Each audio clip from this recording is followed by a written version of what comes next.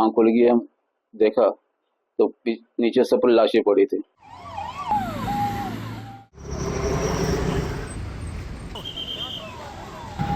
हम बार बार बच गए। 22 अप्रैल 2025 का दिन पहलगाम के बाइसरन इलाके में कुछ पर्यटकों की मौत का पैगाम बनकर आया। महाराष्ट्र के 60 वर्षीय पर्यटक सुबोध पाटिल इस भयानक आतंकी हमले में बाल बाल बचे। सेना के अस्पताल में इलाज के बाद वे अब घर लौट चुके हैं, लेकिन उनकी आंखों में उस खौफनाक मंजर की परछाई अब भी ताजा है।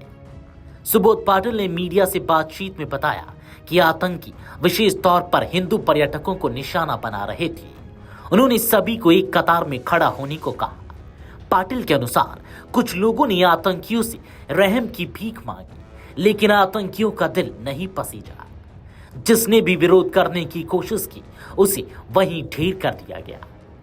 पाटिल खुद भी एक गोली का शिकार बने। गोली उनकी गर्दन को छूते हुए निकल गई, जिससे वे गंभीर रूप से घायल हो गए।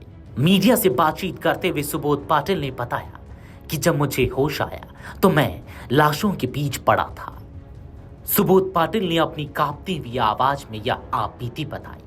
हमले के बाद कुछ स्थानीय पोनी सवारी चलाने वाले लोगों ने पाटिल की जान बचाई। इसमें से एक वह भी था जिसे पाटिल ने सवारी के लिए किराए पर लिया था। उन्होंने कहा, उसने मुझे पानी पिलाया और कहा, आपकी पत्नी सुरक्षित है, चिंता मत कीजिए। इसके बाद एक अन्य शख्स ने पाटिल को खड़ा करने में मदद की, उन्हें सहारा दिया और परिसर से बाहर लाकर एक खाट पर बैठाया। कुछ ही देर में एक वाहन आया जिसने उन्हें पास के भारतीय सेना चिकित्सा केंद्र तक पहुंचाया। वहां से उन्हें हेलीकॉप्टर द्वारा सेना के अस्पताल भेजा गया। इस हमले में पाटिल के साथ आए न्यू पनवेल टाउनशिप निवासी देसले की मौत हो गई।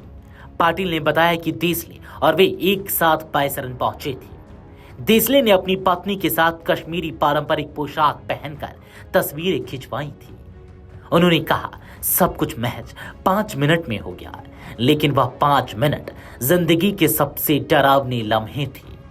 पाटिल अब तो ठीक है, लेकिन घटना के मानसिक प्रभाव से उबरने में वक्त लगेगा।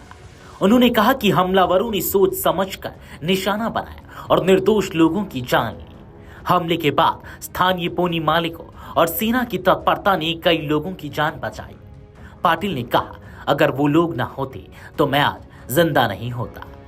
यह हमला सिर्फ एक व्यक्ति की नहीं, पूरे देश की आत्मा पर हमला था।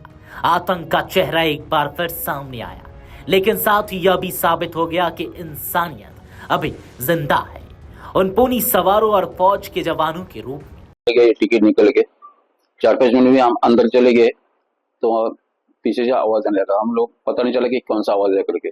फिर हम 3-4 मिनट और आगे चले गए तो फिर से आवाज आने लगी कंटिन्यू। फिर हम पीछे देखे तो पब्लिक दौड़ने लगे, तो हम डर गए। तो हम ऐसे ही वो पब्लिक की तरफ से हम भी दौड़ गए उधर। जब पब्लिक वहाँ जो बैठी थी वो हम भी उधर बैठ गए। कोई पब्लिक सो गई, कोई ऐसे बैठे।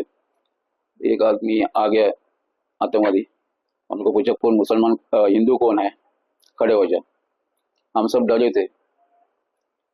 फिर उसने जो फायरिंग चालू किया तो सबको मारने लगा। हम एक समुद्र कृपा है हमारे ऊपर, हम बार बार बच गए और गोली लग के पीछे से चली गई। हम बेहोश हो गए। बेहोश होने के कई घंटों के बाद मेरे को आँख खुल गई। हम देखा तो नीचे सब पर लाशें पड़ी थी। बॉडी वाले थे, उसने को देखा मेरे को, जो मेरे को लेके आया तो ऊपर, तो मेरे को पहचाना। तो मेरे को वहाँ गया, मैंने पानी दिया, बोले साहब चलो खड़े हो जा। तो मेरे को चलने नहीं होता था, लेकिन उसने मेरे पीठ पर बिठ कर वो बाहर गेट के बाहर लेके आया। फिर वहाँ लेके वो बाइक लेके मेरे को बिठाया और नीचे लेके गए।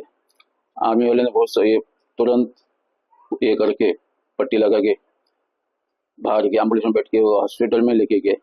वहाँ भी मेरे को पट्टी लगा के वो इंजेक्शन दे के, आर्मी के बड़ा हॉस्पिटल है, वो हेलीकॉप्टर में बिठा कर वहाँ हम लेके गए।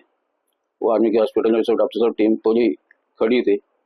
फिर तुरंत हमने उपचार करके वो मेरे को 7 दिन में था उधर, वो मेरे को उपचार किया। Video desk amarujala.com। देख रहे हैं तो हमारे चैनल को सब्सक्राइब कर बेल आइकन दबाएं और फेसबुक पर देख रहे हैं तो हमारे पेज को लाइक करें। 8 मिलियन प्लस सब्सक्राइबर, आपके इस भरोसे के लिए बहुत धन्यवाद।